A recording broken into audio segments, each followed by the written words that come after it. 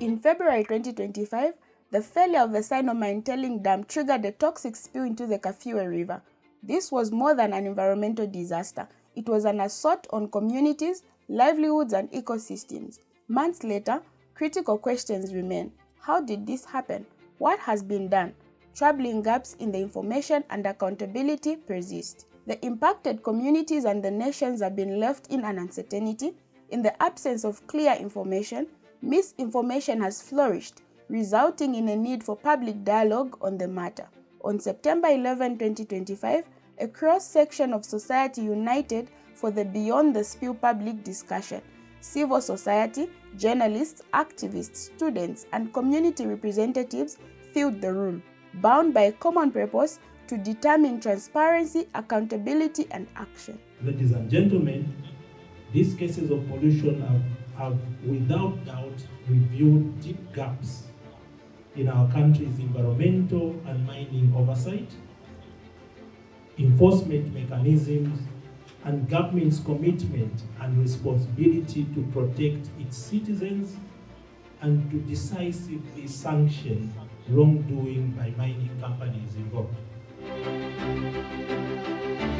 Our mission is simple. This platform is really about knowledge sharing. Let's share our thoughts, let's ask questions, and let's also share ideas. On transparency, investigative journalist Charles argued that when disasters strike, the media must be more than a microphone for official statements.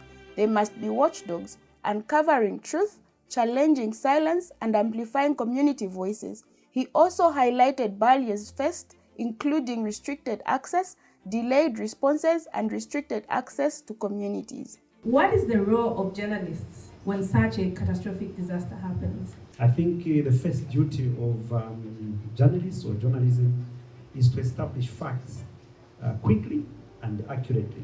Our role out of this fog is to make sure that we verify what really happened and also document the scale of the damage long after the headlines fade, so that accountability and justice don't get lost in time. The biggest obstacle in this disaster, of course, has been the official silence and the half-truths.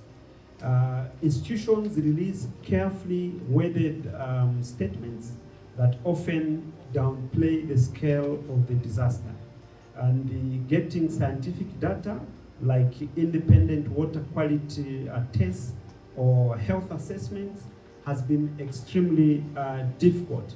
And sometimes the information exists, but it is locked up in government offices or only selectively shared.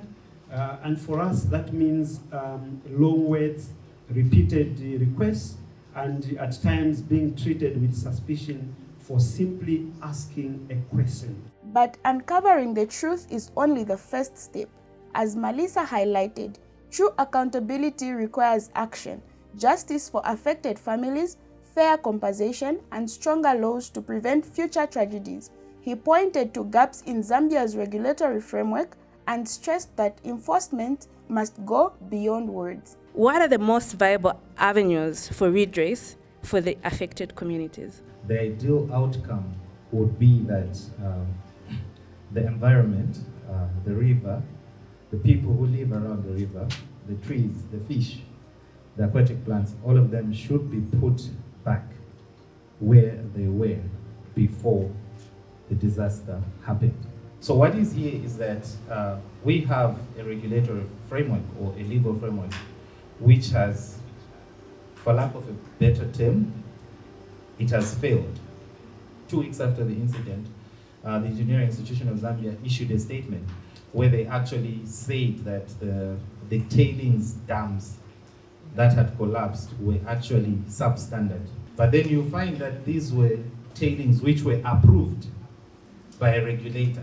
We have also failed on the remediation part, because here we are, 7-8 months later, we still do not know for a fact how much of the contaminant was there. Or what I can say, they can make orders for restoration, especially ZEMA. ZEMA has the power to order a polluter to restore the environment to what it was before. Where you find such failures happening, it goes to show that we have the legal framework. I think legal framework is there. It goes to the appetite of wanting to enforce that framework without fear or favor. While laws are debated in boardrooms, the reality on the ground is stark. Martin shared that farmlands remain contaminated and water sources unsafe. Families are still waiting for meaningful redress.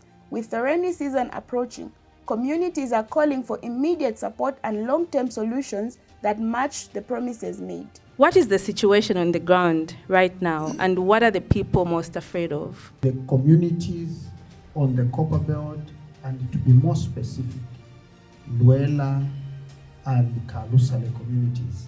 These are peasant farmers. When the tearing down gave up, it affected their crops, meaning the food security has been compromised. How has been the flow of information? The mere information that the community relied upon is do not take water where the spillage has passed, without providing clear information on what will come after.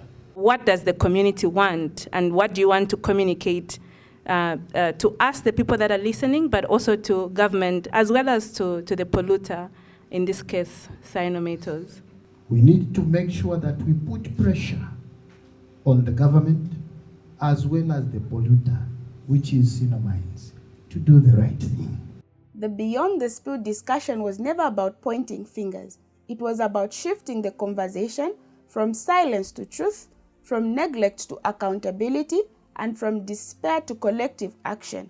Protecting our environment is not optional. It is a matter of justice, dignity, and protecting our people's future. From a civil society aspect, we need to look at, okay, can we sit down together and come up with a plan in terms of how we are going to advocate before government to actually set up actual policy? All of us have phones, we have social media, and so we decide the news to a large extent. If we don't stop talking about this, the story won't die. We can't just keep it on, let's civil society, let's do our part as well, let's educate ourselves, let's speak about this, and let's hold the people accountable. On behalf of PRS 365, Transparency International Zambia, and the Zambia Environmental Justice Coalition, I would like to thank all the panelists, our partners, and most importantly, all of you who have joined this dialogue. Your participation is proof that Zambians will not look away when our land, our water, and our people are put at risk.